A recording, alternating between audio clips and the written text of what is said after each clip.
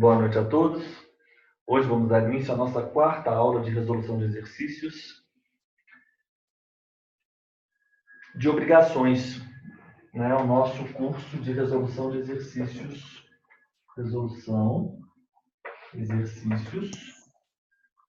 para a Banca Vunesp, né? Concurso de Alagoas. Está aí já em dezembro, mas já vimos hoje, né, que houve a publicação da dispensa da licitação para a contratação da Banca Vunesp pelo Tribunal de Justiça do Estado de São Paulo para a promoção do concurso de cartório do Estado de São Paulo. Então, quem já está fazendo aí os exercícios da Vunesp, né, já está à frente, né? Quem se prepara para Alagoas já está à frente aí na preparação para São Paulo também, né? Só um minutinho. Então, vamos continuando com os nossos exercícios. Omar, vou pedir a gentileza para que você abra aí, por favor, no título 4, no inadimplemento. Nós vimos a cláusula penal. A cláusula penal, capítulo 5. Qual artigo? Você vai a partir do artigo 389, que nós tratamos do inadimplemento. Então, 400 e alguma, 408. Então, nós vimos aqui da cláusula penal. A cláusula penal ela pode ser compensatória, como ela pode ser também moratória. A compensatória tem relação com o inadimplemento da obrigação. A moratória é pelo atraso, né?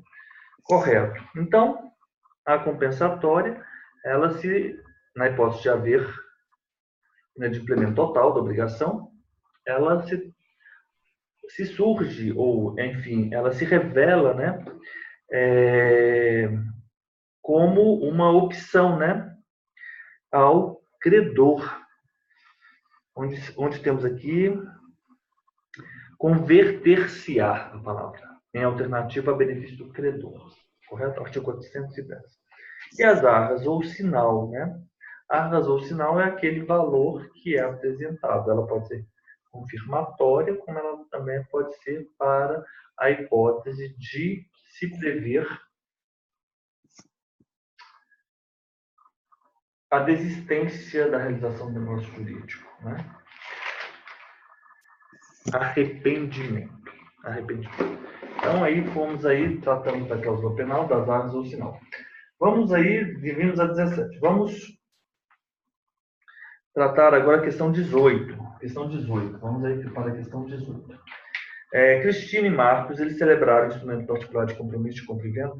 Esse instrumento, ele pode ser de um valor outro. Ele não obedece ao valor, à regra do 108 de 30 vezes o salário mínimo. Sabia disso? Não.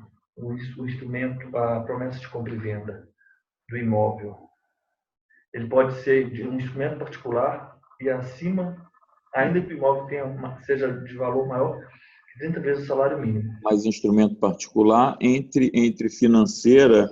Não, aí é instrumento particular de compromisso de compra e venda de um apartamento entre duas pessoas, mas entre financeira sim também.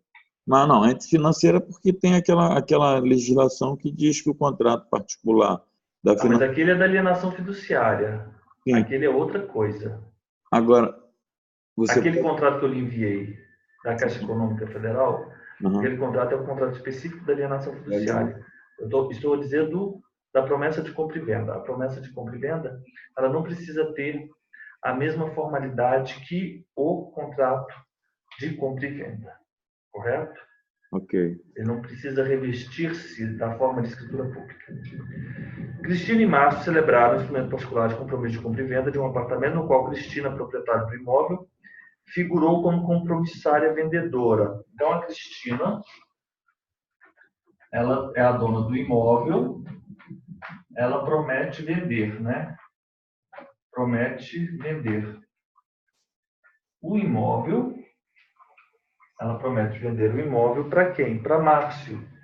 Então, um é o promitente vendedor E o Márcio é o promitente comprador. Promitente comprador. Promitente vendedor. Promitente vendedor. Esse promitente vendedor. Promitente comprador. Então, vai transferir o imóvel para Márcio. Márcio transfere o dinheiro para Cristina. Ela é a proprietária do imóvel. Ela é a proprietária do imóvel. Ela é a proprietária do imóvel. Cristina transfere o imóvel para Márcio e Márcio transfere o imóvel para Cristina.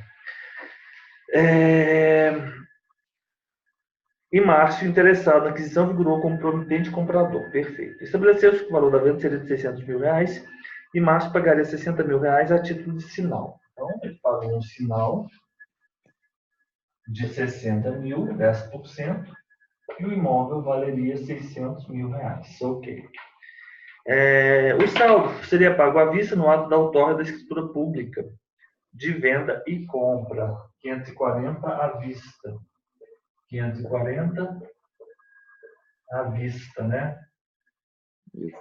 540 à vista. Sendo uma pessoa muito conservadora, Márcio exigiu que Cristina apresentasse em até 10 dias da assinatura do instrumento contratual todas as certidões pessoais, bem como as relacionadas ao imóvel, sem qualquer apontamento.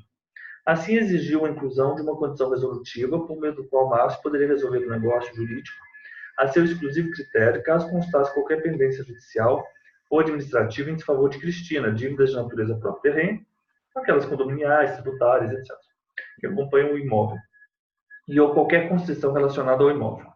Cristina providenciou as certidões e, na certidão de distribuição de ações cíveis, constou a execução ajuizada em seu desfavor, cujo valor econômico era de R$15 mil.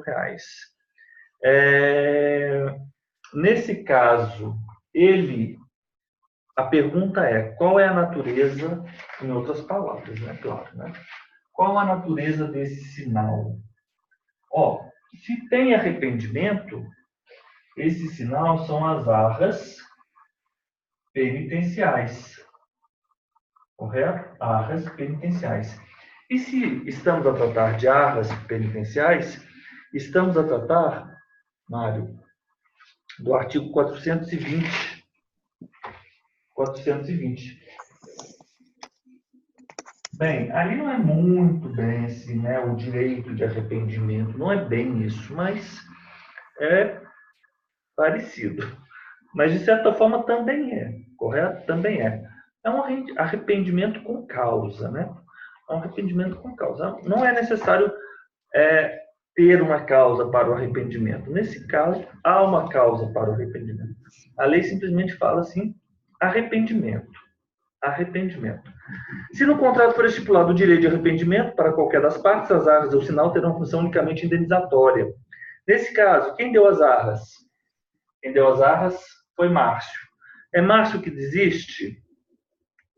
Nesse caso, quem deu as arras, perdê-las-á em benefício da outra parte.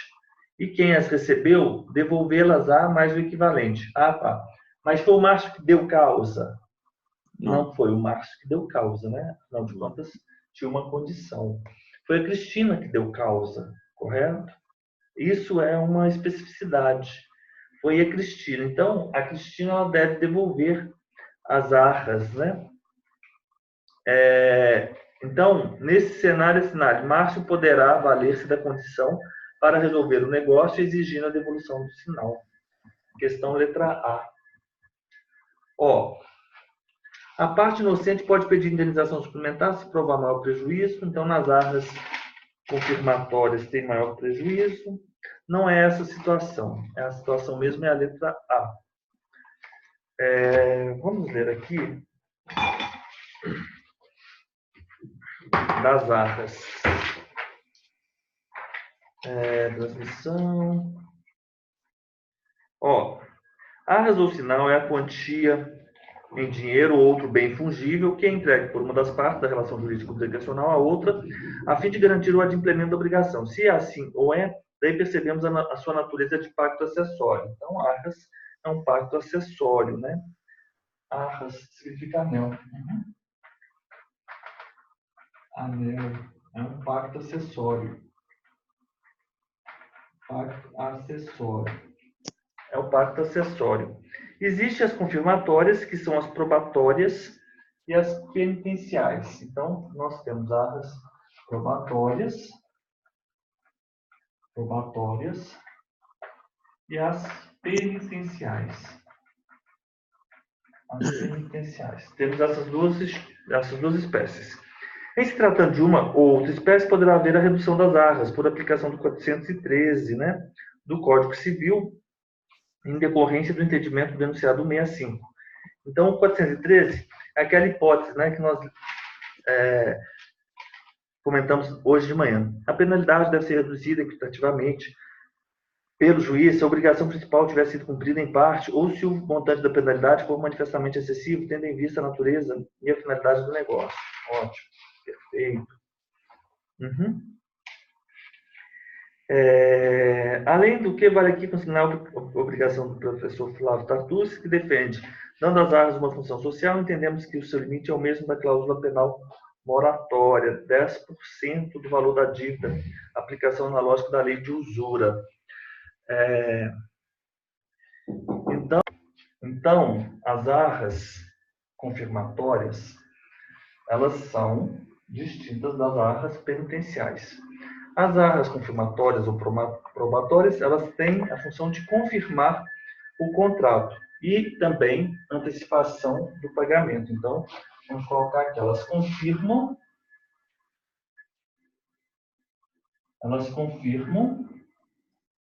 o negócio e elas antecipam o pagamento. Confirmam e antecipam o pagamento. Além disso, na medida em que, quando o cumprimento da obrigação principal, aquilo que foi dado a título de ar será computado na prestação devida nos termos do artigo 417. Então, vai seguindo aí, Mário, por favor. Se por ocasião da conclusão do contrato uma parte der a outra a título de arras, dinheiro ou outro bem imóvel, deverão as arras em caso de execução, ou enfim, né?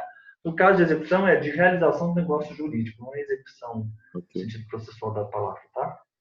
Ser restituídas ou computadas na prestação devidas. Então, por exemplo, se não for do mesmo gênero, as arras que eu entreguei, elas me serão devolvidas. Mas se elas forem do mesmo gênero que a prestação da obrigação, aí sim você fará computar, serão computadas, né? A função do desconto terá aplicação independentemente de disposição expressa no contrato. Tudo bem? Se aquilo que foi dado a título de arras for do mesmo gênero. O exemplo que é o contrato de promessa de compra e venda de uma casa de 500 mil para confirmar o negócio, a título de arras foi dado 50 mil. Então, no momento da celebração do negócio jurídico, da execução, né? Ele fala a palavra execução, mas da celebração você só tem que pagar 450 mil. Mas se você adiantou a título de arras, adiantou, né? Sinal, né? Mas se você tivesse dado um carro, aí você teria que devolver o carro e você teria... O vendedor que recebeu o carro teria que devolver o carro. O vendedor que vendeu a casa a você teria que devolver o carro que você deu a título de arras ou sinal e você pagaria os 500 mil, correto?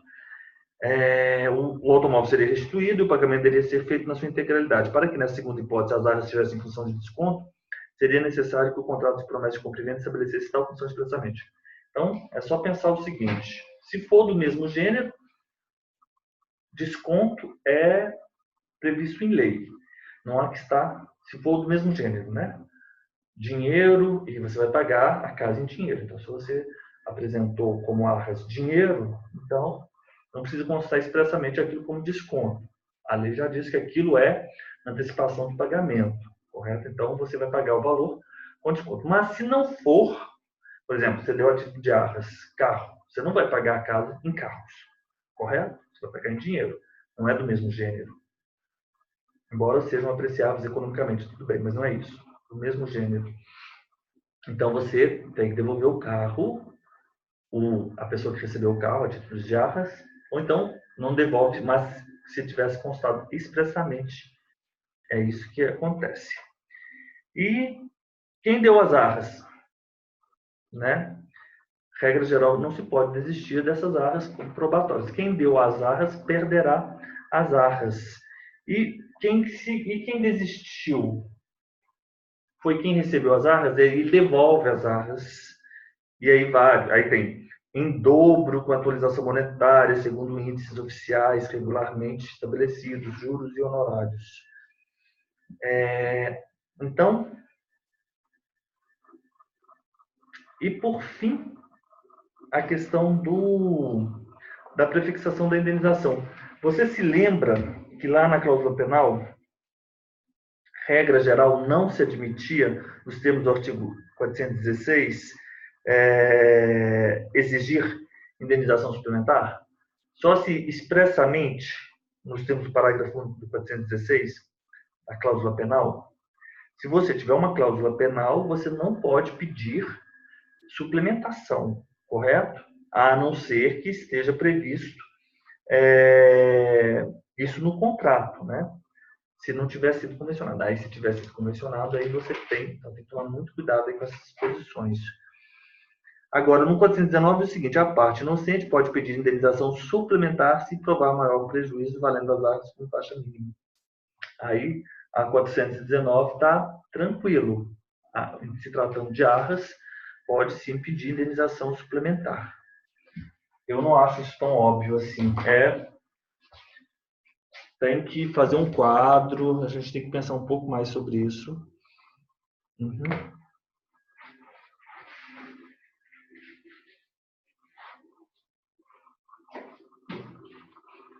Vamos lá.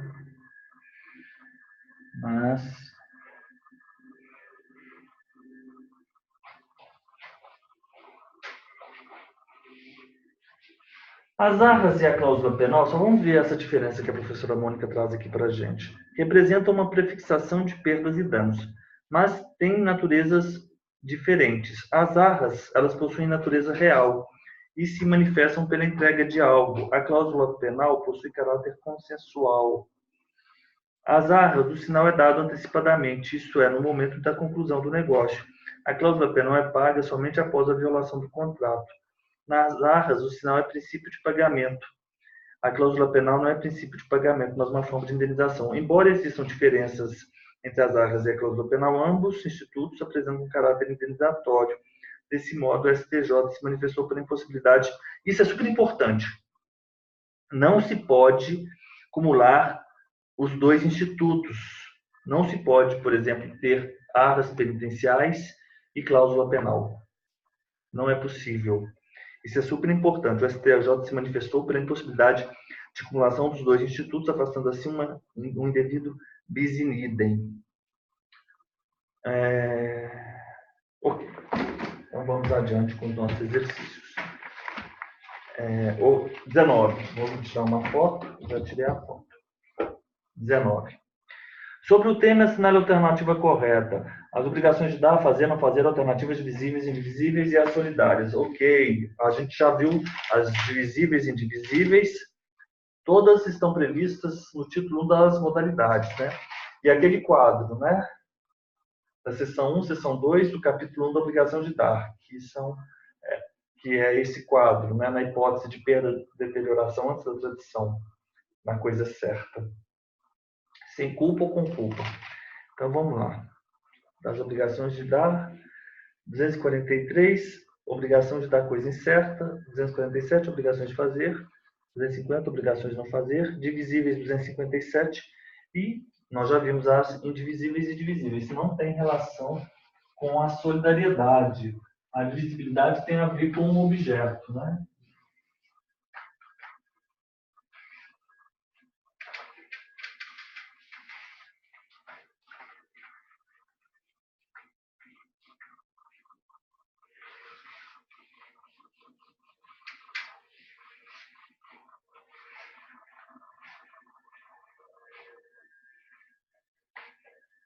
Vamos adiante.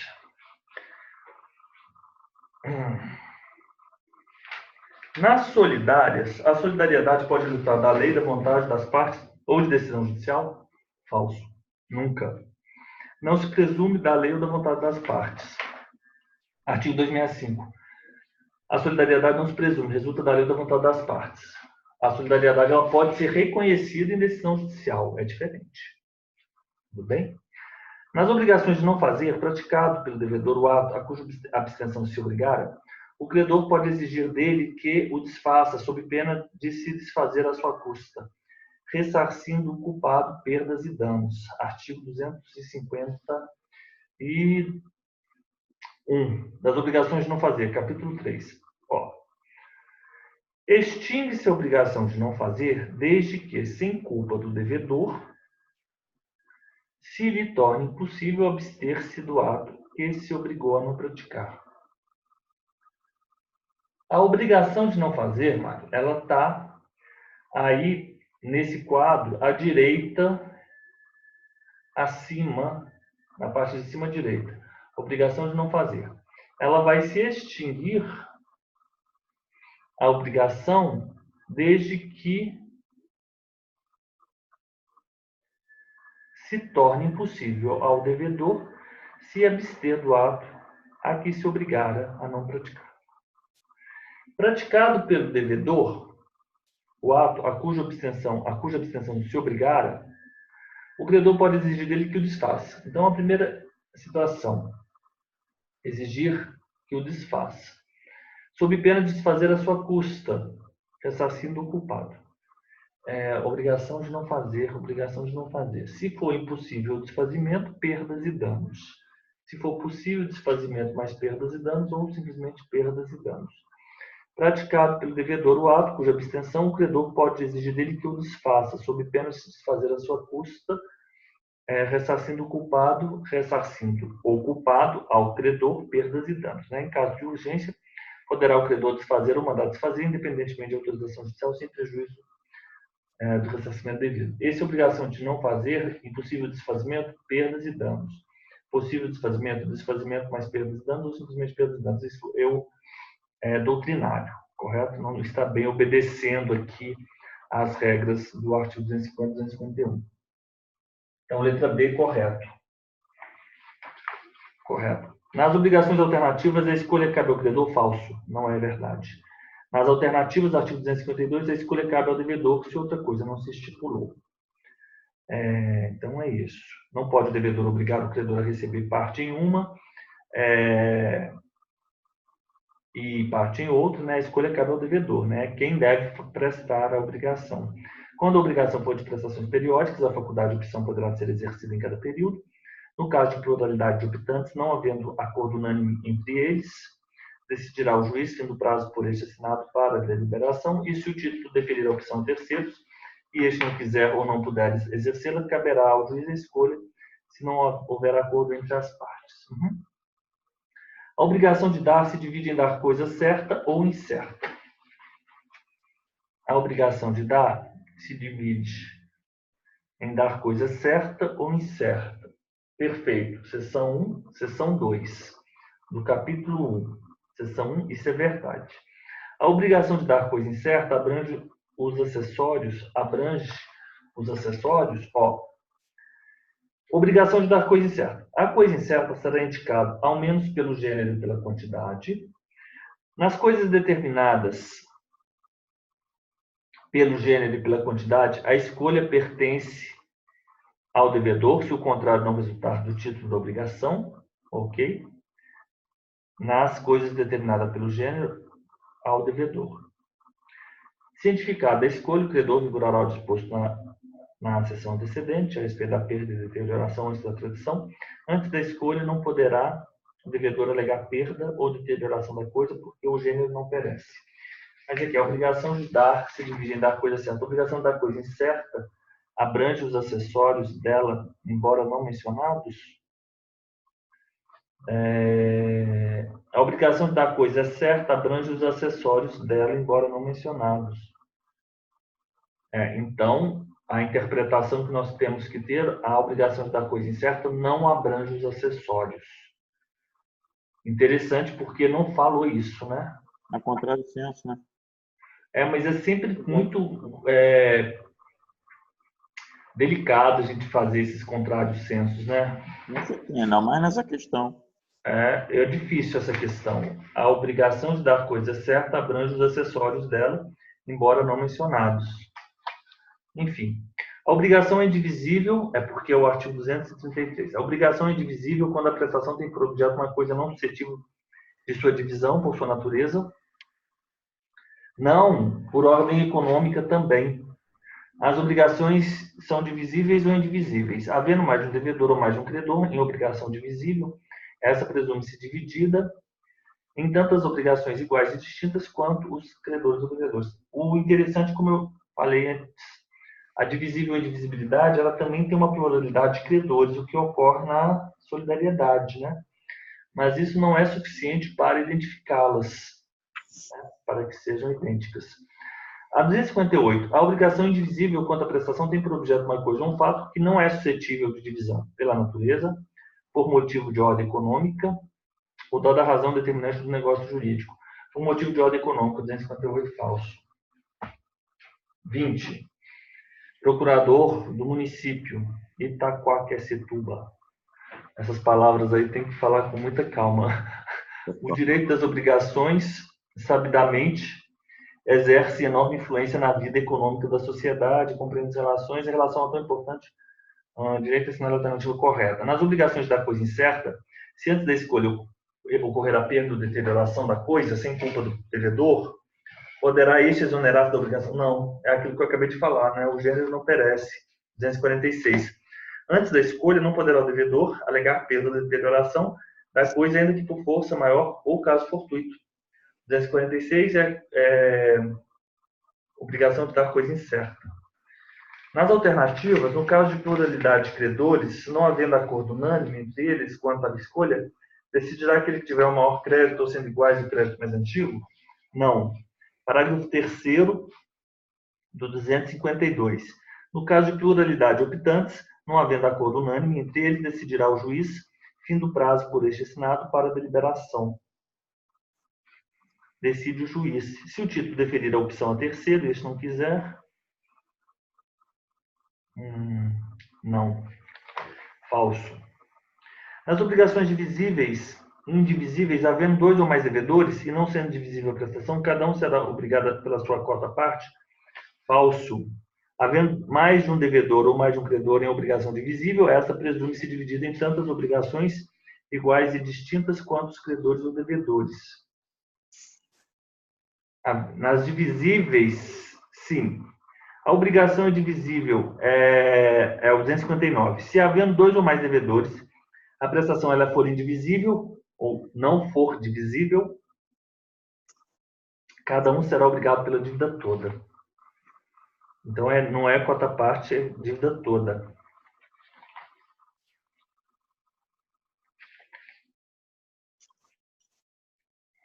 E o pagamento do solidário, por exemplo, ele não é necessário a caução de ratificação, o que ocorre no pagamento da obrigação indivisível. Nessa pluralidade for dos credores, 260. A obrigação solidária pode ser pura e simples para um dos co-credores ou co-devedores e condicional a prazo ou pagável em lugar diferente para o outro. Sim, é verdade. Eu fiz esse quadro aqui. Impossibilitando-se a prestação por culpa de um dos devedores solidários, subsiste para todos o encargo de pagar o equivalente, além das perdas e danos suportados pelo credor, por culpa e subsiste para todos o encargo de pagar o equivalente, além das perdas e danos suportadas. Ué, isso é verdade.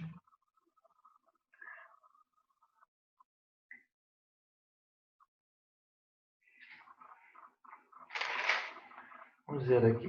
279. Impossibilitando-se a prestação por culpa de um dos devedores, subsiste para todos o encargo de pagar o equivalente. Além das perdas e danos, só responde o culpado. Mas aí ele confundiu. De fato, as perdas e danos suportados pelo credor devem ser pagas, mas não por todos, apenas por aquele que, pelo culpado, nos termos do artigo 279. 21. Outro nível, né? O VUNESP é outro nível. Você observa que é uma banca inteligente, né? A IESES, assim, DataVenia, né, é uma banca horrível. simples. 21. Considere as seguintes situações. Vamos lá, 21. Novo devedor assume a dívida de terceiro, com consentimento deste, que continua obrigado.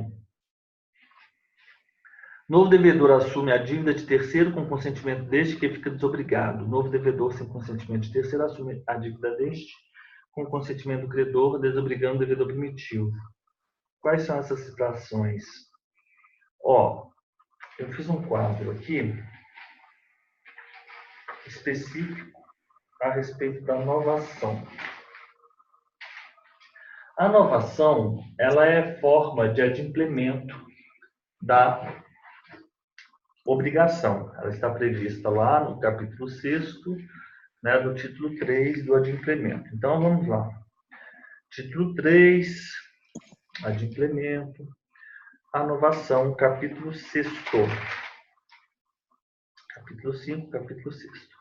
Dá-se a novação quando o devedor contrai com o credor nova dívida para extinguir e substituir a anterior, primeira hipótese, quando o novo devedor sucede ao antigo, ficando este quite com o credor, e quando, em virtude de obrigação nova, outro credor é substituído ao antigo, ficando o devedor quite com este. Ok.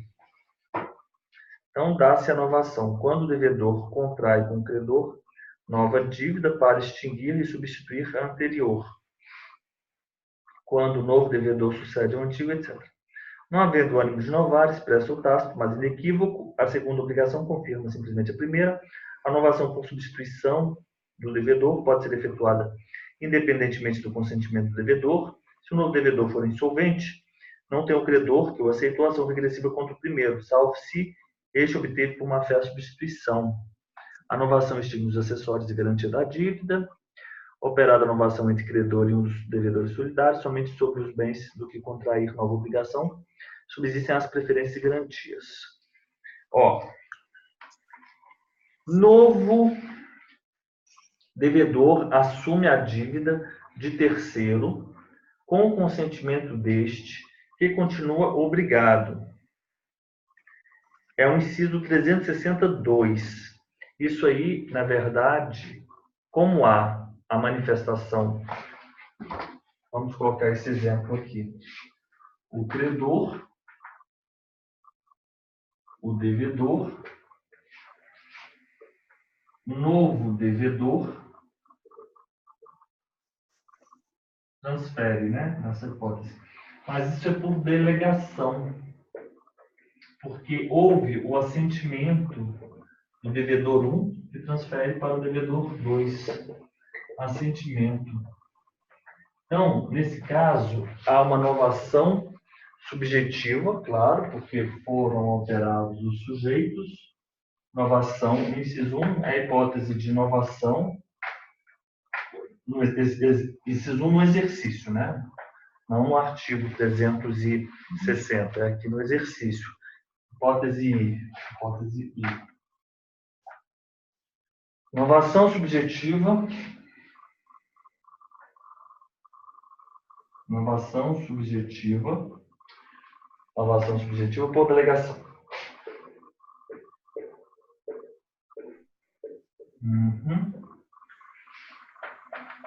Segunda hipótese.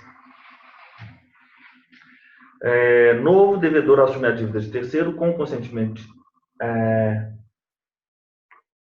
por delegação, e ele continua, eles chamam, e como ele continua, é imperfeita, né? Ele continuou sendo responsável. Novação subjetiva por delegação perfeita. Novo devedor assume a dívida de terceiro com consentimento deste, que fica desobrigado.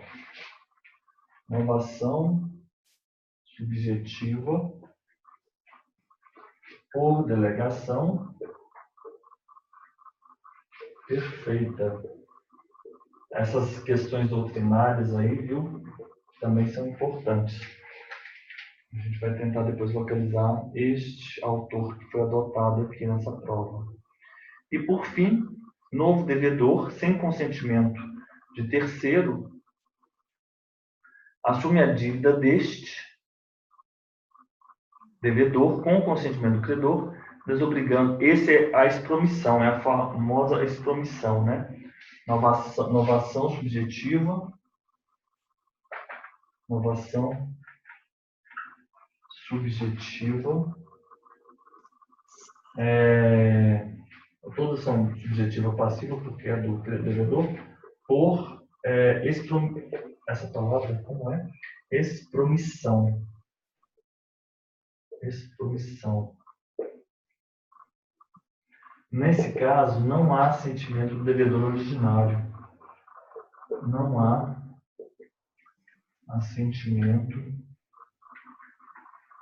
do devedor originário.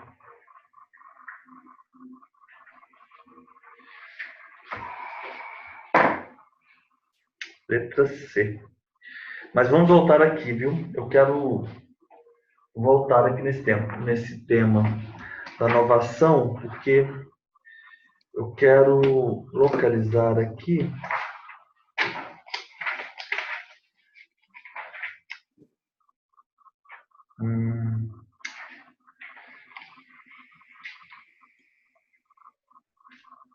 de implemento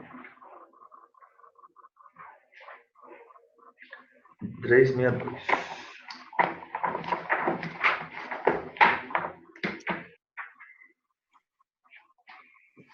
A novação. O Instituto da Novação está disciplinado nos artigos 360 a 367. Podemos conceituá-lo como sendo um instituto que gera a extinção de uma obrigação, porque em verdade outra substitui, seja porque houve mudança do sujeito ou do objeto. Então, novação, Mário, ela sempre tem esse caráter. Novação, extinção da obrigação, surgimento concomitante, outra. Então, extingue-se uma e surge outra. Por quê? Houve uma mudança. Mudança de quê? Tanto do sujeito quanto da relação, não. Do objeto. Isso é novação. A extinção da antiga, surge uma nova. Por quê? Alteraram-se os sujeitos e também alteraram-se os objetos. Requisitos: existência de uma anterior, surgimento de uma nova. Capacidade animus novandi. Por quê? Se não houver, artigo 361, expressa ou tácito o ânimo de novar, a segunda apenas confirma. E aqui nós temos objetiva. Quando os mesmos sujeitos substituem a dívida anterior por uma nova. É o 361. 361. É objetiva. Passiva. Quando a substituição do devedor da obrigação por outro que entabula com o credor nova obrigação. 362. E a subjetiva ativa. Uma é subjetiva passiva. Essa quando a substituição.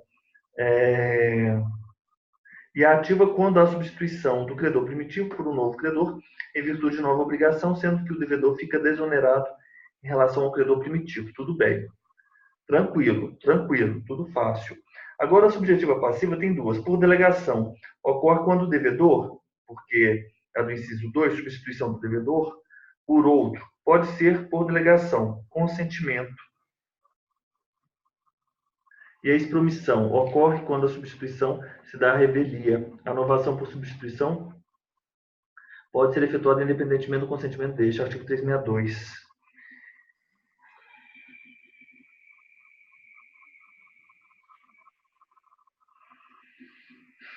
Expromissão. Tudo bem? Tá. Tranquilo? Tranquilo, né? Agora, imperfeito ou perfeita, isso aí não falou nada aqui no nosso livro. Vamos fazer o nosso intervalo de 7 minutos e voltamos 8h15, tá bom? Fechou. Então, até daqui a pouco. Os casos de dívida de jogo e garantia real prestada por terceiro representam, respectivamente, a obrigação, dívida e garantia real prestada por terceiro. Ó, eu tinha feito uma anotação a respeito disso.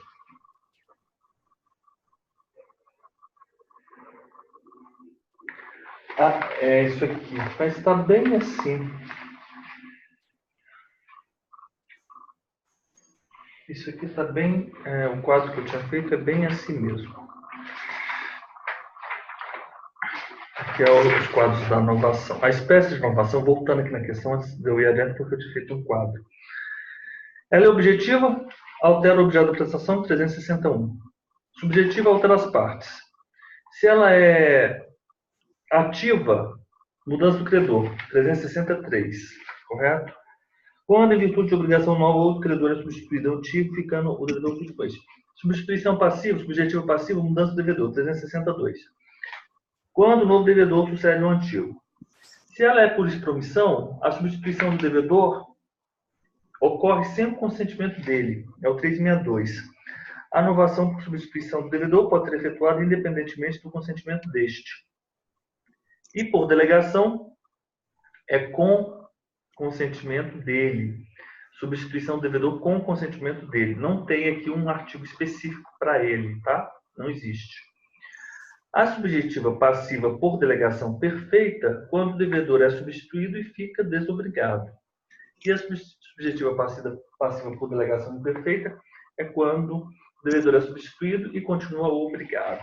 Então é isso. Então é o que nós falamos, né? Notação. Ok.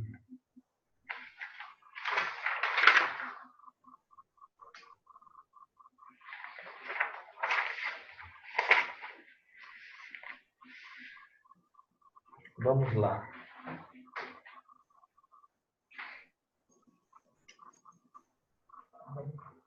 Vai notando.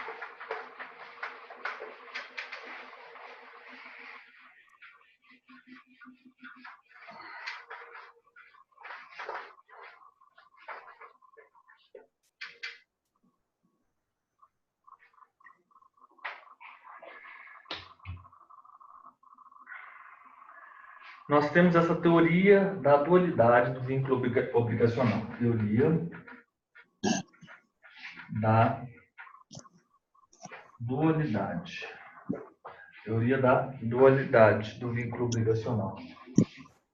Do vínculo obrigacional. Então, nós temos uma obrigação, ela se decompõe em débito, né? A obrigação se decompõe em débito. A obrigação, ela é o débito. O nome disso é SU. Como também ela é responsabilidade. E a responsabilidade é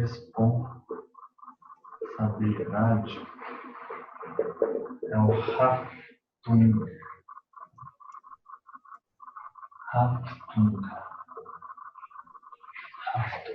A obrigação é o débito e a responsabilidade, o Haftung. O Haftung sem SU, vamos lá, Haftung sem responsabilidade, sem débito, sem SU. Isso que a gente tem que saber. É a fiança. Você tem responsabilidade, mas você não tem débito. O débito não é seu, correto? Tudo bem? Você está com uma cara... Não, é que eu liguei o ar porque está muito quente aqui e a voz está baixinho. E aí, A voz está baixo? Coloca o fone. eu vou ter que... Ou então eu posso... Mas eu não tenho nada que eu possa fazer aqui. Eu vou desligar o ar, peraí. Não, não. Mas tá tanto barulho assim, ó. O ar faz barulho, esse ar aqui da sala é grande, aí ele faz muito barulho. Haftung. Então, eu tenho responsabilidade. E o Schuld. Pronto. Sem Haftung. Eu tenho débito, mas eu não tenho a dívida prescrita. É a obrigação natural, é a dívida de jogo, dívida prescrita. Dívida de jogo, dívida prescrita. O nome disso é obrigação natural. Obrigação natural. Concepção unitária. A obrigação monista clássica, né? A obrigação forma um único vínculo entre credor e devedor. Este vínculo é representado pelo débito. A obrigação forma apenas uma relação de crédito e débito. Nessa concepção, a responsabilidade não integra o conceito de obrigação.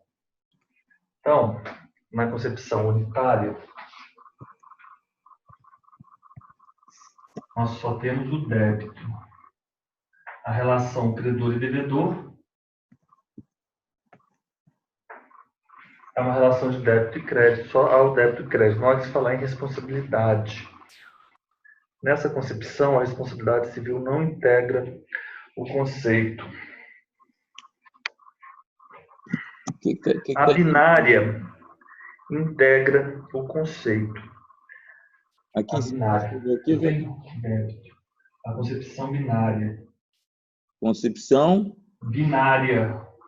Em cima está escrito binária? Unitária. Unitária, tá. Não tá bom aqui.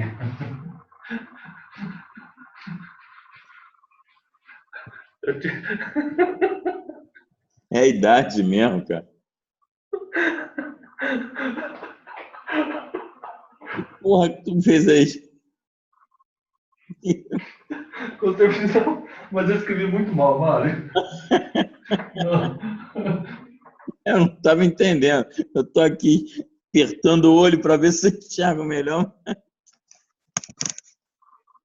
Tá, igual quando você está conversando com alguém no telefone, a pessoa fica repetindo. Eu falo, teoria da dualidade do vínculo. A pessoa, dualidade do vínculo. Concepção unitária. Concepção unitária. Concepção binária. Aí no final a pessoa conclui, não estou entendendo nada.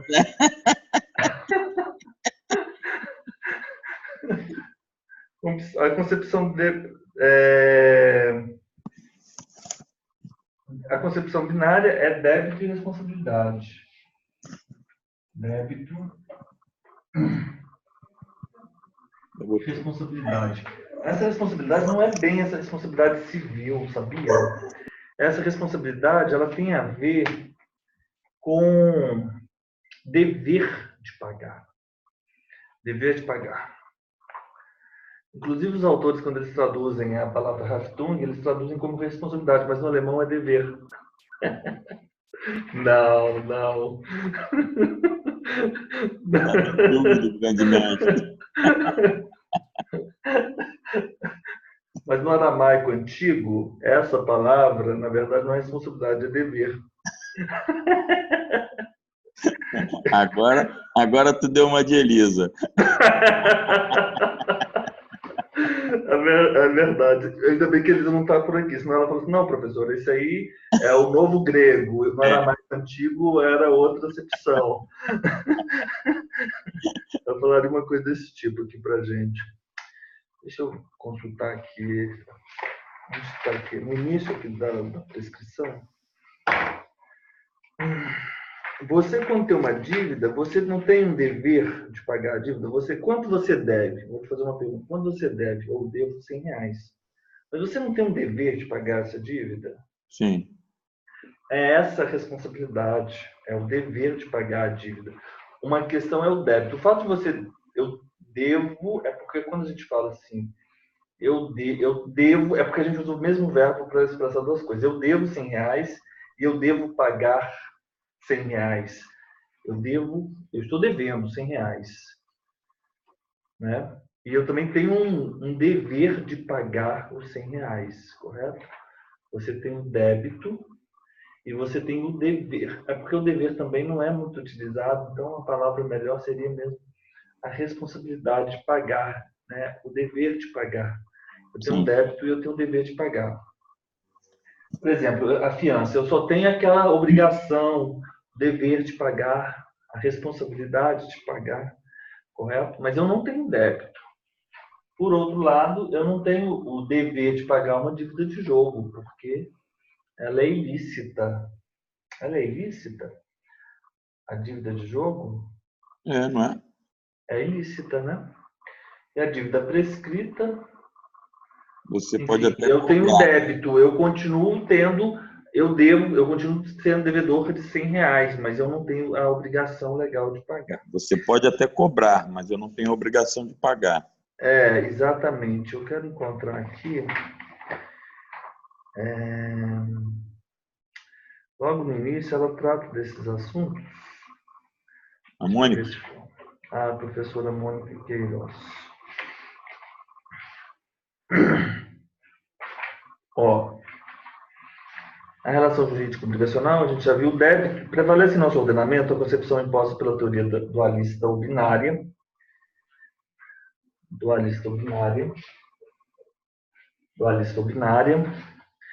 origem alemã, por meio do qual a obrigação é compreendida numa relação de débito e responsabilidade. Por débito ou Schuld, deve-se compreender a dívida. Não. Na verdade, eu acho que eu estou falando uma coisa inadequada. Porque ela está falando o seguinte: Schuld, débito, é a dívida e o dever de pagar. Responsabilidade. Então, débito é a dívida e o dever de pagar. É isso que eu falei, mas isso está no débito. Mais responsabilidade. Então, a binária é binária ou dualista? Exatamente. Mais responsabilidade. Mas foi o que tu colocou. Débito na responsabilidade. Mais responsabilidade. Não, no débito, ela disse aqui o seguinte, que o débito, ele é o dever e é a dívida. Vamos ver aqui, então, o que seria. Ela fala o seguinte, que o débito deve-se compreender a dívida e o dever de pagar. Caso haja o pagamento espontâneo da dívida, a obrigação se exaure aqui. Porém, se não houver o cumprimento da obrigação, é que surge um segundo elemento, que é a responsabilidade. Não, eu me enganei. De fato, então, débito é dívida e dever de pagar. E a responsabilidade advém quando você não cumpre, você não promove o adimplemento da obrigação, correto? Então, o débito é isso mesmo. O débito, ele é a dívida e o dever de pagar. Então, o débito é. E a responsabilidade, de fato, é que surge com o inadimplemento da obrigação. Dívida, é o valor da dívida, e o dever de pagar. Então, é isso. A obrigação, ela pode ter o débito e a responsabilidade faz parte da obrigação. O Schuld é dívida e o dever de pagar. Agora ficou melhor. Então é isso. Onde estamos?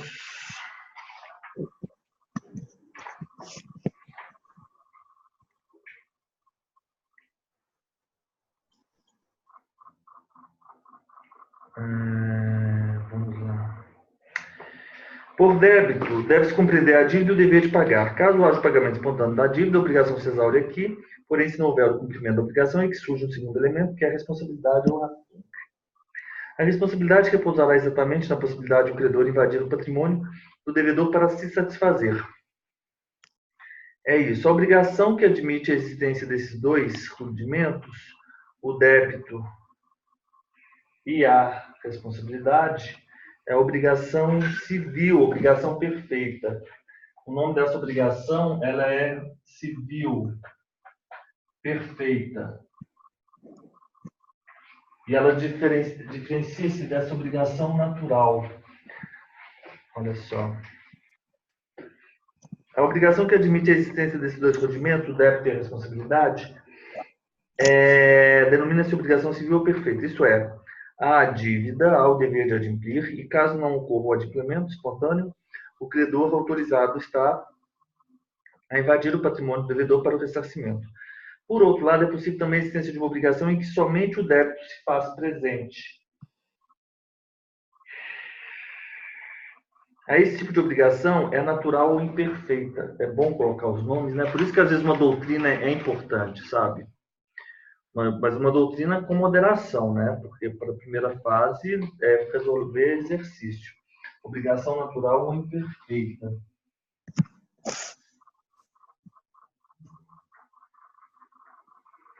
Obrigação natural ou imperfeita. Dívida prescrita, dívida de jogo. Perfeito. Hipótese em que encontramos o dever de pagar uma dívida que um dia se originou, ela fala que tem um dever de pagar a dívida, porém, não há esse pagamento, outra saída não resta ao credor, porque não pode invadir o patrimônio do devedor para satisfação. Cabe lembrar a possibilidade de ter a obrigação apenas a responsabilidade e não o débito. É o Haftung sem Schuld. É a fiança.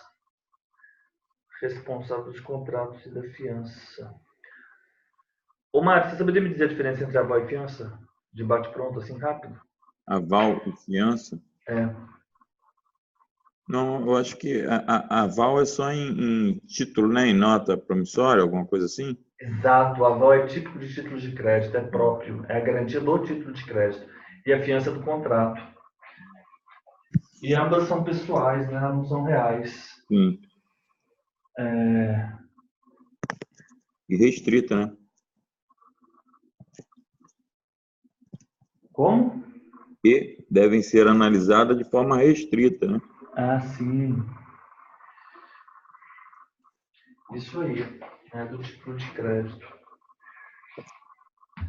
Vamos lá.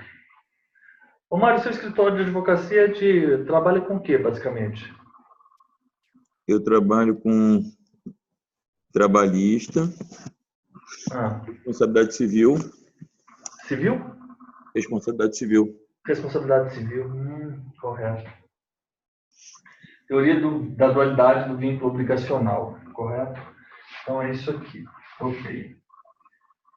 Agora, vamos para o exercício. Esse exercício tem alguma coisa errada. Deixa eu ver aqui.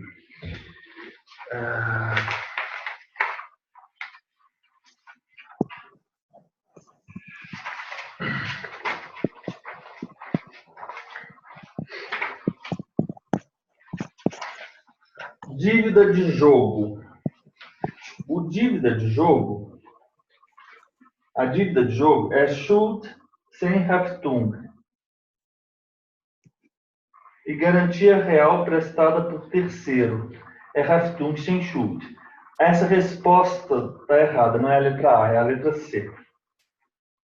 Porque a garantia real, ela vem se assemelhar, né, a uma fiança.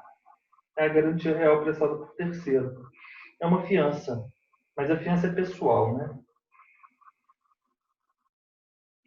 Deixa eu tentar achar uma outra resposta. Está aqui.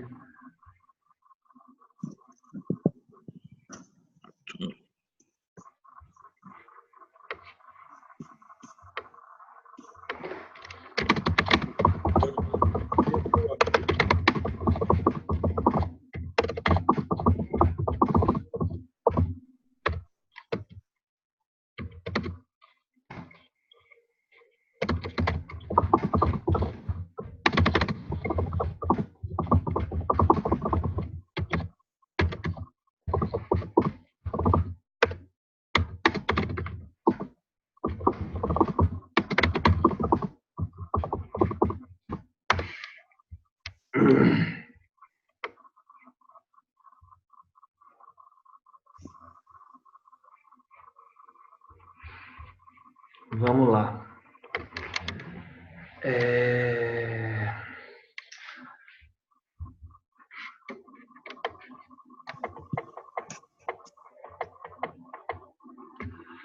Onde eu preciso... vamos lá, quero ver essa resposta dessa questão.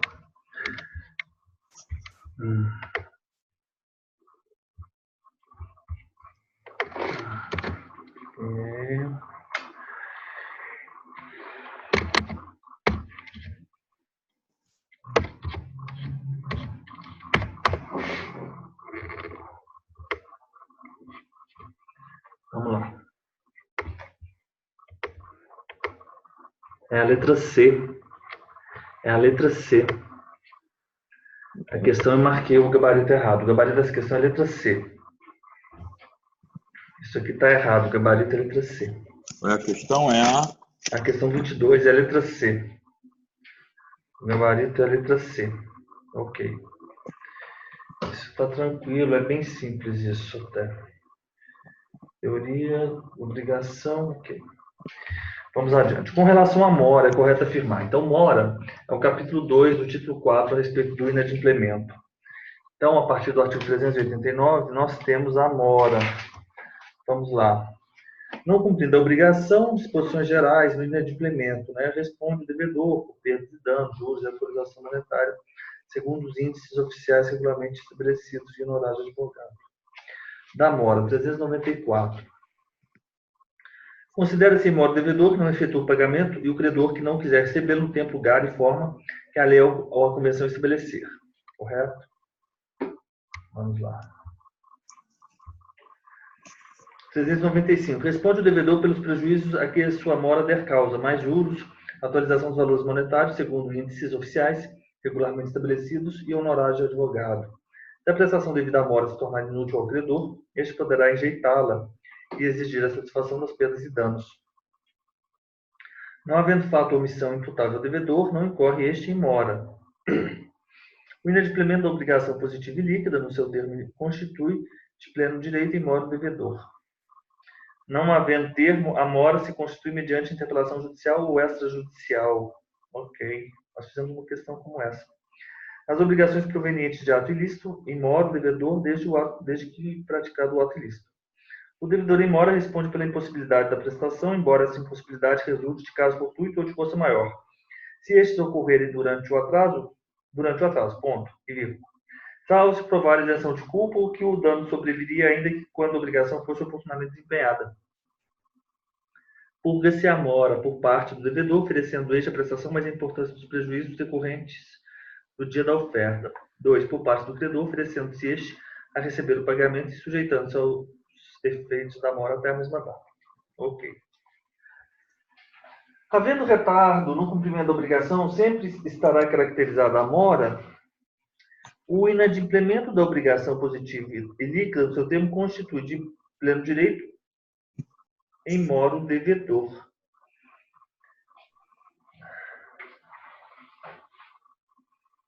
Bem, não foi considerado como correta. Havendo retardo, sempre estará caracterizada a mora. Essa é uma prova importante, é a prova do provimento de São Paulo. Vamos adiante. B. O cumprimento integral e tempestivo da obrigação pode configurar mora na hipótese do devedor culposamente cumprir a obrigação fora do lugar ou de forma diversa do estabelecido. Isso é verdade.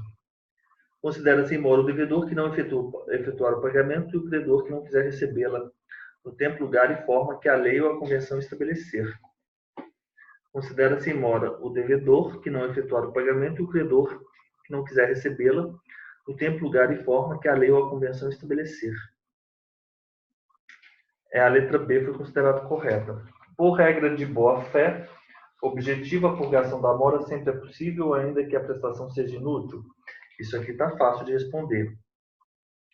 Se a prestação devida à mora se tornar inútil ao credor, este poderá enjeitá-la e exigir a satisfação das perdas e danos. Falso.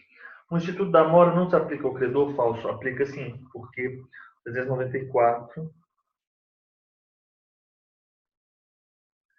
ele diz que considera-se mora o devedor que não efetua o pagamento e o credor que não quiser recebê-lo no tempo, lugar e forma que a lei ou convenção estabelecer. Havendo, é difícil. Deixa eu dar uma olhada aqui, fazer uma pesquisa rápida.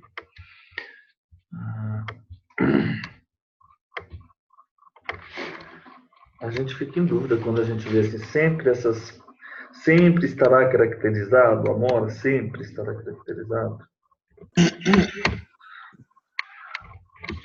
Aqui, ó, tem um comentário que ele diz o seguinte: a mora é o retardamento ou o mau cumprimento culposo na realização da obrigação, quando se trata de mora do devedor. Na mora solvente, a culpa é essencial. A mora do credor, acipiende, é simples fato ou ato e independe de culpa.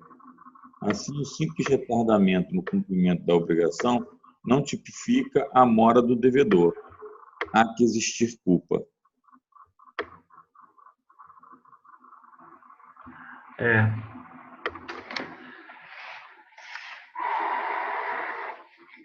Eu acho que a questão da letra A diz respeito àquela expressão que eu sempre utilizo, de pleno direito, entre aspas, automaticamente. De pleno direito, automaticamente. Eu acho que, havendo retardo no cumprimento da obrigação, sempre estará caracterizada a mora. Ele quer dizer o seguinte, nessa questão é o seguinte: a mora se constitui de pleno direito? Não. Não havendo termo, aí você tem que aplicar o 397, parágrafo único. Não havendo termo, a mora se constitui mediante interpelação judicial ou extrajudicial. Então, havendo retardo no cumprimento, sempre se caracterizar no mora. Não, isso é falso. Por quê? Porque pode ter ocorrido, pode não ter ocorrido interpelação judicial ou extrajudicial. Não havendo termo, a mora se constitui mediante interpelação judicial ou extrajudicial. Então, Olha só, Joaquim, esse aqui está falando o seguinte: o artigo 396 pontua a necessidade de culpa por parte do devedor, pois não havendo fato outro fundamento, é ótimo. Não havendo fato ou omissão imputável ao devedor, não incorre este em mora. Então, havendo retardo, não, eu acho que é melhor esse fundamento seu, do 396, bem pensado. Esse fundamento para essa questão é melhor. Porque não havendo fato ou omissão imputável ao devedor, não incorre este em mora, ou seja, só ocorre em mora se houver fato ou omissão imputável ao devedor. Isso. Correto? Na verdade, o fundamento dessa questão letra A é a 396. 396. O ato de... Vamos então adiante. 394. Considera-se em mora o devedor que não efetua o pagamento e o credor que não quiser recebê-la no tempo, lugar e forma que a lei ou a convenção estabelecer. Responde o devedor pelos prejuízos a que a sua mora der causa, mais juros atualização dos valores monetários, segundo índices oficiais regularmente estabelecidos e honorários de advogado. Se a prestação devida à mora se tornar inútil ao credor, este poderá enjeitá-la e exigir a satisfação das perdas e danos. É o caso vestido da noiva que é entregue depois do casamento, né? Clássico. 396. Não havendo fato ou opção imputável ao devedor, não incorre este em mora. O inadimplemento da obrigação positiva e líquida no seu termo constitui de pleno direito em mora o devedor, se ela for positiva e líquida. Não havendo termo, a mora se constitui mediante interpelação judicial ou extrajudicial. As obrigações provenientes de ato ilícito consideram-se o devedor em mora desde que eu praticou. O ato da criação de uma obrigação com a finalidade de extinguir uma obrigação antiga encerra a novação do 360, inciso 1, novação objetiva. Não é isso? Novação 360, inciso 1, novação. Quando o devedor contrai com o credor nova dívida para extinguir e substituir. Não é transação. E também, a transação não aparece como forma de adimplemento da obrigação, né? A transação. Mas a imputação em pagamento, sim. No capítulo 4 do título 3. E a compensação também. Capítulo 7. Sobre o inadimplemento das obrigações e objeto do pagamento. Adimplemento. Assinar a alternativa correta. O pagamento feito de boa-fé a credor putativo é válido, ainda provado depois que não era credor. Isso é verdade. Isso é verdade. Nós temos aqui do pagamento, que é a principal forma de adimplemento da obrigação, várias seções. A primeira seção é de quem deve pagar. Depois nós temos daqueles a quem se deve pagar, do objeto do pagamento e prova, do lugar do pagamento, né? E do tempo do pagamento. Daqueles a quem se deve pagar. O pagamento deve ser feito ao credor ou a quem de direito o represente, sob pena de sua valer depois de por ele ratificado, ou tanto quanto reverter em seu proveito. Então, você paga ao credor. O pagamento feito de boa-fé ao credor putativo é válido, ainda provado depois que não era credor, artigo 309. Vale o pagamento cientemente feito ao credor incapaz de quitar? Será que é verdade isso? Isso é falso.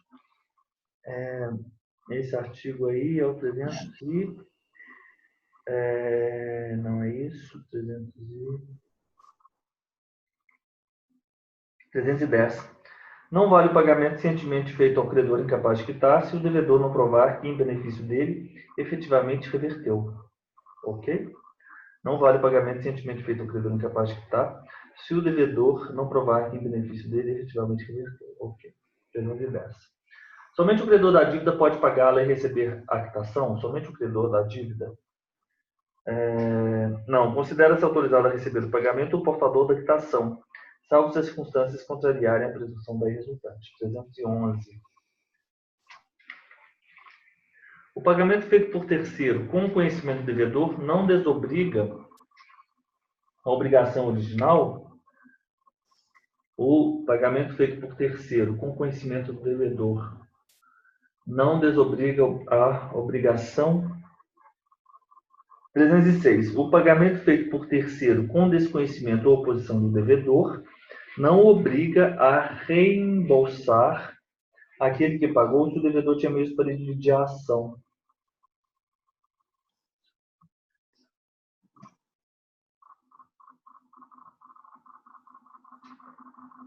Não, isso não é verdade. O pagamento feito por terceiro com conhecimento, sim. Agora, qual o fundamento?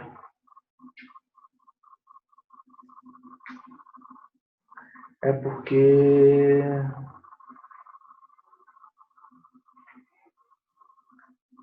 qualquer interessado em extinção da dívida pode pagá-la, usando-se o credor se opuser dos meios condizentes à exoneração do devedor. Adiante. O credor é obrigado a receber prestação diversa daquele a devida mais valiosa? Não, falso. 313.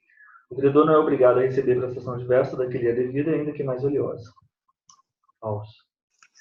26. Quanto à cessão de contrato, assinale a resposta correta. Então, aqui nós temos uma cessão do contrato, transmissão das obrigações. Transmissão pode ser cessão do crédito ou então assunção da dívida.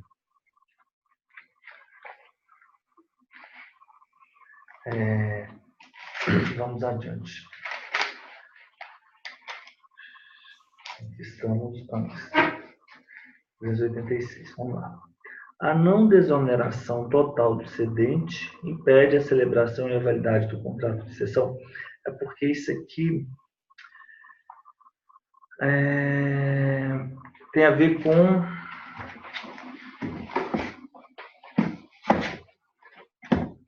eu acho que isso aqui são contratos em espécie. Da cessão.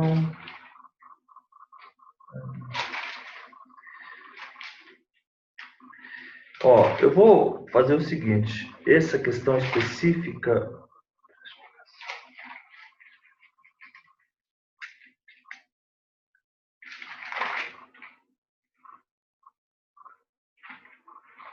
Mário, eu vou pular essa questão, tá bom?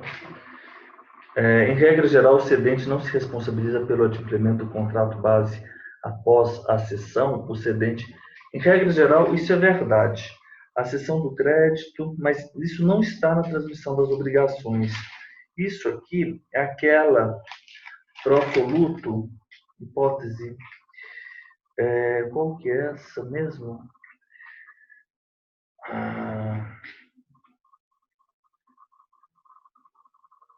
Adimplemento das obrigações. Vamos lá. De quem deve pagar, a quem se deve pagar. 295. Tá. Na seção de crédito. Na seção por título oneroso, o cedente, 295, ainda que não se responsabilize, fica responsável ao cessionário pela existência do crédito ao tempo em que ele cedeu. Pela existência, né? A mesma responsabilidade lhe cabe nas cessões por título gratuito, se tiver procedido de má fé. A mesma responsabilidade lhe cabe nas cessões por título gratuito se tiver procedido de má-fé.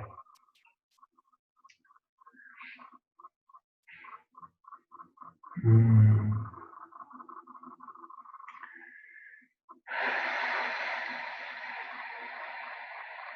296. Salvo estipulação em contrário, o cedente não responde pela solvência do devedor. Então, 295. A 296. A 296 é a pró-soluto. Em regra geral, o cedente não se responsabiliza pelo adimplemento do contrato base após a cessão. O fundamento dessa questão é a letra, é o artigo 295 e 296. Na cessão por título gratuito, o cedente, ainda que não se responsabilize, fica responsável ao cessionário pela existência do crédito. Salvo estipulação em contrário, o cedente não responde pela solvência do devedor. Então, resposta 26, letra B. Quanto à cessão de contrato, a questão toda é o seguinte: cessão de contrato, é estranho falar dessa maneira, né? Porque nós temos aqui, a transmissão é a cessão do crédito, né? Mas a cessão do contrato, é estranho dizer isso, eu me confundi com essa questão, a verdade foi essa. Porque o que ele está falando de cessão de contrato, ele está falando de cessão de crédito. Sim, transmissão das obrigações, capítulo 1, cessão de crédito e cessão de dívida. Você concorda, Mário, com o que eu estou a dizer? Porque cessão de contrato, você tem que assumir que ela está falando da cessão do crédito, mas não necessariamente porque eu posso ser mas não é assunção de dívida, então é cessão de crédito, né? Cessão de contrato. Contrato de cessão de crédito, tá? Pelo menos o que está na jurisprudência aqui que foi citada no artigo 296 é justamente isso. Ele fala hipótese em que houve cessão de crédito a favor do exequente, que não natureza de factory. Contrato de cessão de crédito, empresa embargante que cedeu o título oneroso, diversas duplicatos mercantis ao embargado. Embargantes se responsabilizaram solidariamente com os principais pagadores, direito de crédito cedido, cessão pró-solvendo, nota promissória emitida e por aí vai. O problema é ele dizer a palavra cessão de contrato, né? Enfim. Ele fala cessão de contrato, houve cessão, contrato de cessão de crédito. É diferente.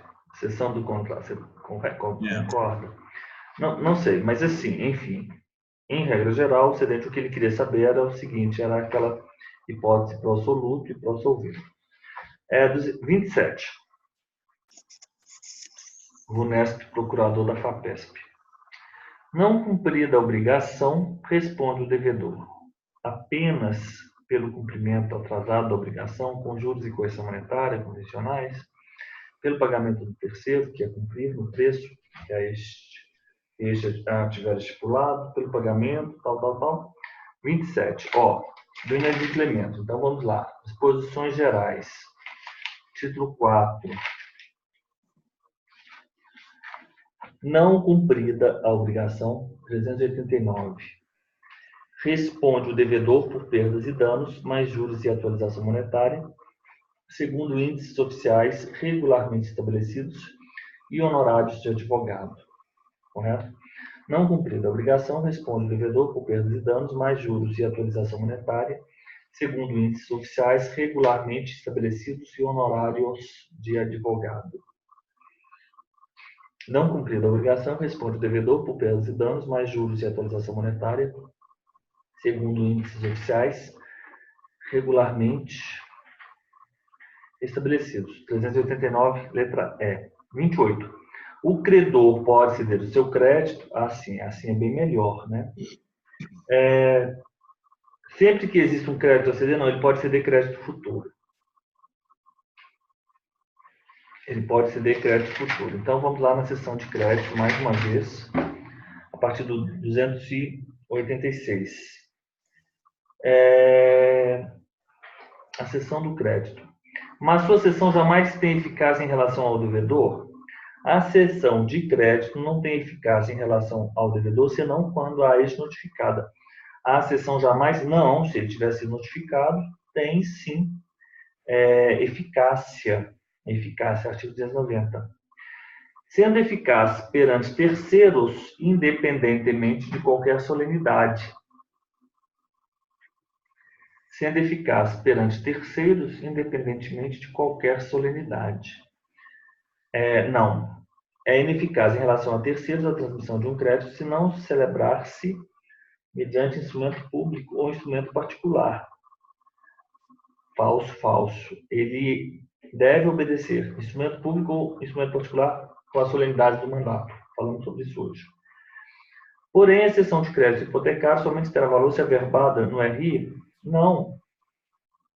Ele tem o direito de fazer averbar a cessão no registro de imóvel e ela é eficaz se celebrar com instrumento público ou instrumento particular. Então, aqui não é verdade. Salvo disposição em contrário, na cessão abrange-se todos os seus acessórios? Isso é verdade. A cessão do crédito abrange os acessórios. Onde tem? O credor pode ceder seu crédito, se isso não se opuser à natureza, à lei ou à convenção. A cláusula só pode proibitiva de cessão, não pode ser oposta ao cessionário de boa-fé, se não constar o instrumento da obrigação. Salvo disposição em contrário, na cessão de crédito abrange-se todos os seus acessórios. 287. 29. Se houver a entrega do título ao devedor, ficará sem efeito a quitação se... Vamos lá para do objeto do pagamento. Do objeto do pagamento e sua prova. 313. O credor ele não é obrigado a receber prestação diversa daquele é devida, ainda que mais valiosa, e aí nós temos todas as disposições. O 324 ele diz o seguinte: a entrega do título ao devedor firma a presunção do pagamento. Correto? Tranquilo. Fica sem efeito a quitação assim operada se o credor provar em 60 dias a falta do pagamento. O credor provar em 60 dias a falta do pagamento. 29A. 29A. Se o credor provar em 60 dias a falta do pagamento. Ok. 30. Questão 30. Responsabilidade aqui. Vamos lá. Determina o artigo 292 que fica desobrigado o devedor que, antes de ter conhecimento da cessão, paga ao credor primitivo ou que, no caso de mais de uma cessão notificada, paga ao cessionário que ele apresenta com o título de cessão ou da obrigação cedida. Quando o crédito constar da escritura pública, prevalecerá a prioridade da notificação. Qual é a teoria que se aplica a essa hipótese do 292? Falei sobre isso ontem. Fica desobrigado o devedor que, antes de ter conhecimento da cessão, paga ao credor primitivo, ou que, no caso de mais de uma cessão notificada, paga ao cessionário, que lhe apresenta com o título de cessão da obrigação cedida. Quando o crédito constar de escritura pública, prevalecerá a prioridade da notificação. Teoria da aparência. Letra C. Vamos para o artigo 31. Questão 31.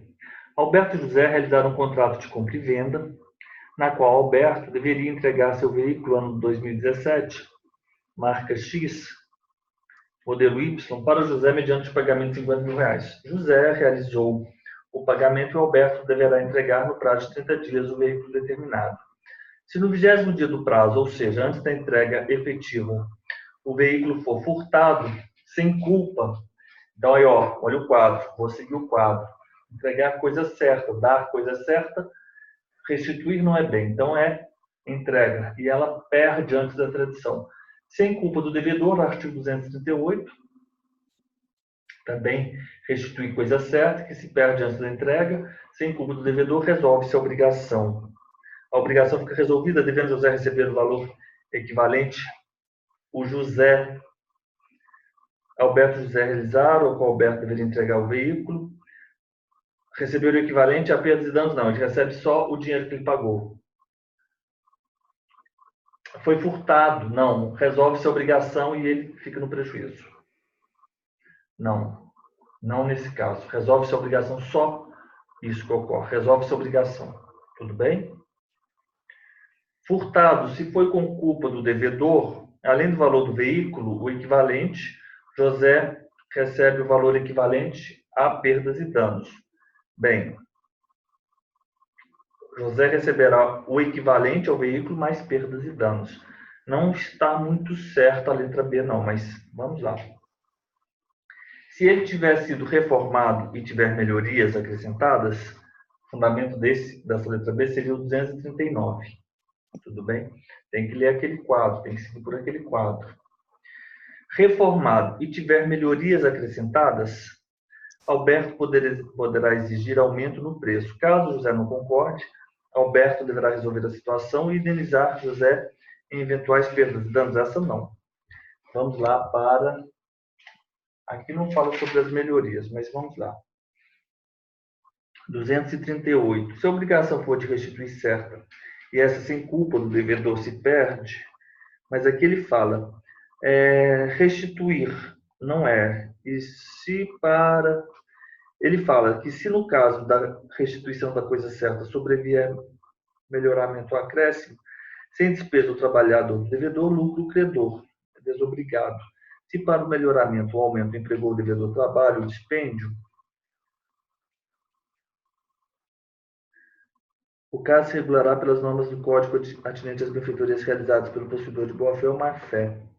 Bem, essa letra C não faz o menor sentido. Vamos lá para a deteriorada por uma forte chuva. Deterioração.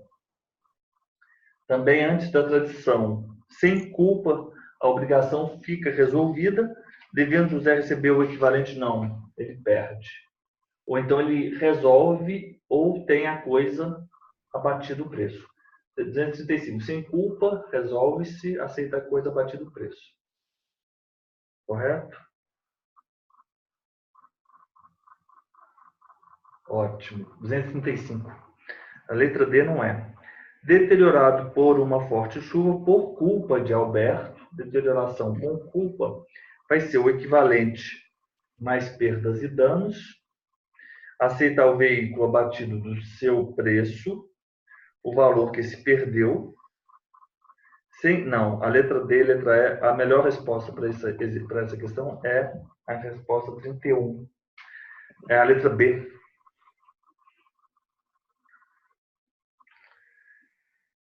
O equivalente a perdas e danos. O valor, sim. Mas é porque a lei fala. 239. O 239 fala o seguinte. Se a coisa se perde por culpa do devedor, responderá este pelo equivalente, vírgula, mais perdas e danos, vírgula. Tá vendo? Vamos ver aqui qual foi a resposta dessa questão que eu não marquei aqui. Vamos lá para a questão.